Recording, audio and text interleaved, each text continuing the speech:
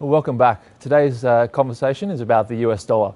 My name is Elliot Clark. I'm part of the Westpac Economics team, and I'm joined today by my two colleagues from the Financial Market Strategy team, Richard Franulovich and Sean Kello. Guys, welcome. Good to be with you. Great. It's been a very busy and quite uncertain time for the US economy and the US dollar. Note that actually what we've seen since the peak last September was a fall of about 10%. It was currently on a DXY basis sitting around 104. And that's really, I guess, it came as a result of what we're seeing in terms of the disinflation we're starting to see in the US. But equally, that holding up above that 100 mark has really sort of highlighted that the path in terms of disinflation, the length of the time it will take to actually abate, is really quite lengthy and quite uncertain. And that's actually sort of what I want to talk to Rich about to start with. That's one of the, I guess, key risks at the moment. But at the moment, there's a number of factors that are at play for the US dollar. How do you see the potential, I guess, opportunities or threats to the US dollar going forward? Yeah, so Elliot, late last year, the market was absolutely convinced that there were three clear themes that we wanted to trade off, and that would set the sail for some very clear, meaningful trends in markets. Number one, we had the rapid reopening of China, messy but nonetheless rapid, and in ways that saw consensus expectations for Chinese growth increase for 2023. We also had a very mild winter across Europe, and they've weathered, quite literally, the stagflationary shock there, and that's freeing up household and corporate incomes in ways that portend a better growth outlook for Europe. At the very same time, Fed officials were increasingly focused on this idea that we could see the horizon, the end in sight for the Fed's tightening cycle. Any one of those themes had the potential to engineer a pretty meaningful dollar decline, but in fact, what had happened late last year was all three coalesced at the same time in very meaningful ways, and it triggered a 10% plus decline in the US dollar. Those themes are mostly still intact, but they're looking a little more nuanced now. For the most part, China's reopening has now been priced in. On the Eurozone side, the data that we've seen early in the new year is playing out in ways that support this idea that growth conditions are improving. We've had some pretty impressive rebounds in the PMIs and activity numbers there. What has been unexpected is that the US is showing a bit more ongoing momentum when it comes to activity. That blowout January jobs report, a very healthy, incredibly steep rebound in retail sales for January as well. It looks like for Q1, the US economy is going to grow, based on what we know so far, it's still early days, but somewhere in the high twos.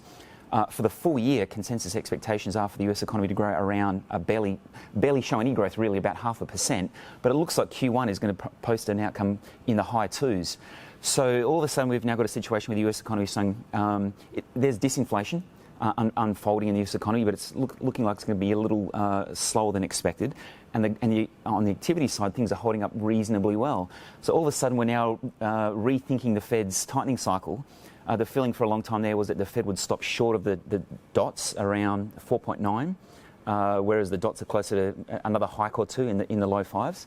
But now the market has leapfrogged that and is thinking that the Fed could hike rates up to maybe 5.25. That is enough to provide a little bit of stability for the dollar, along with the fact that those themes around Europe and China are mostly priced in. That's enough to provide the US dollar with a bit of a base. From here, it really depends on how the next CPI figures look and how the next jobs figures look.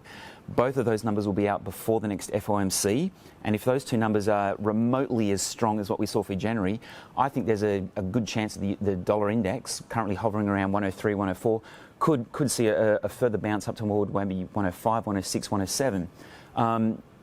Though I've got to stress, we do need to see those stronger numbers come through on jobs and inflation figures.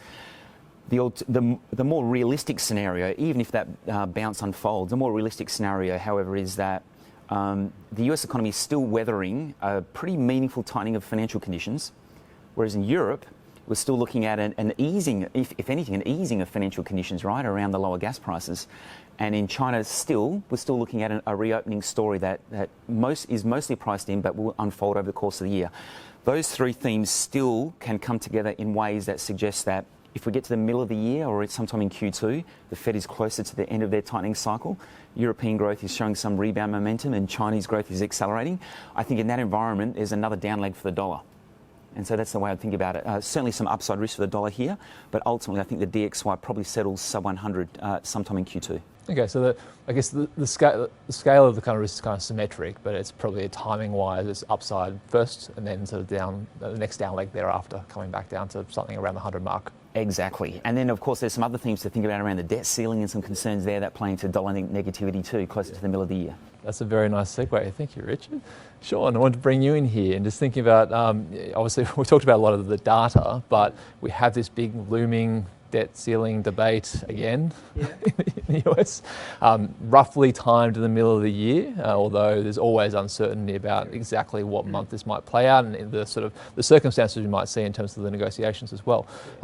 What's your kind of, I guess, sort of key thoughts at the moment as to kind of how this is all going to evolve?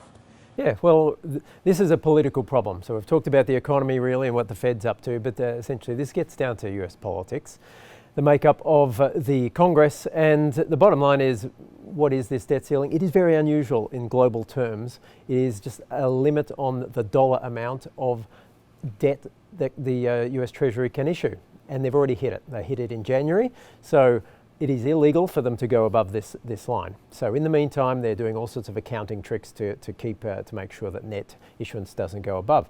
So Congress needs to pass another law. And unfortunately, we could see this coming. We've published notes on this after the midterm elections when the Republicans took over the House, that they weren't going to they weren't going to raise the debt ceiling without a fight. So it is quite reminiscent of 2011. So again, there we had President Obama facing a hostile Congress that was very reluctant to pass an increase in the debt ceiling. That dragged on for months. It went through till about August 2011. Finally, really within days of potential default on US debt for the first time, a deal got done, a very awkward, clumsy one that actually ended up hurting the economy in terms of fiscal contraction. It did get done, but the US credit ratings, there was a downgrade. It spilled over to the Aussie dollar. The Aussie dollar over a few weeks actually fell about 10 cents.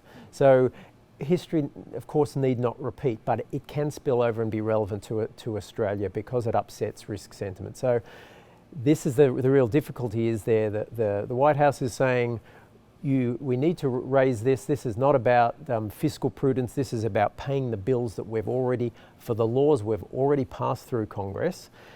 Therefore, it should be raised without conditions. But the Republicans are at this stage and probably going to drag it out saying, we want to see this and that, we want a quid pro quo, otherwise we're not going to vote for it. And that's why we're probably going to again get to this game of chicken.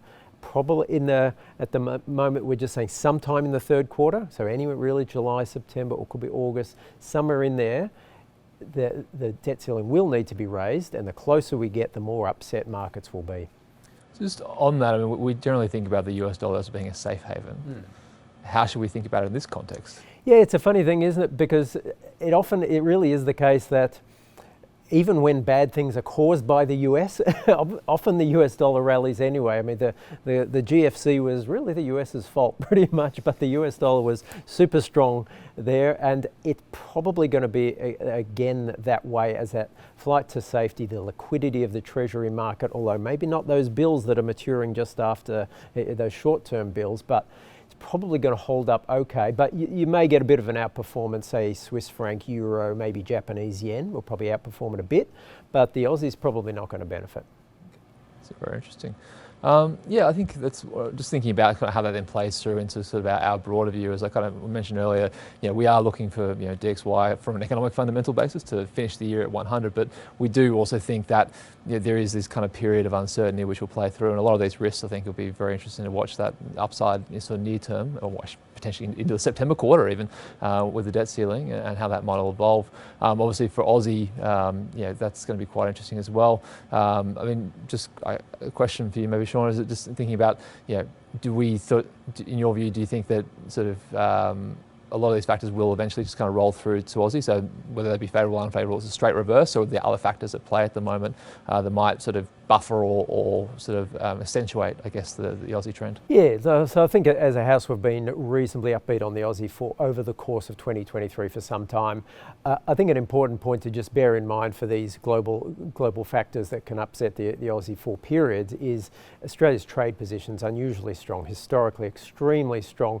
And when you run trade surpluses, you're just not reliant on attracting capital every month from the rest of the world, unlike, say, the New Zealand dollar. And so I think that provides Australia with insulation that can sort of also leverage, say, return of Chinese students, etc., China pick up in growth. The Aussies should be well placed for that, still on track to 74 cents by year end. Sounds great. Okay. Well, I think one thing we can guarantee is that we've got plenty to discuss this year. So thank you both for joining us, and thank you as well, our audience, for joining us. And we will be back later this year to discuss all the key themes as they evolve in markets. We'll see you next time.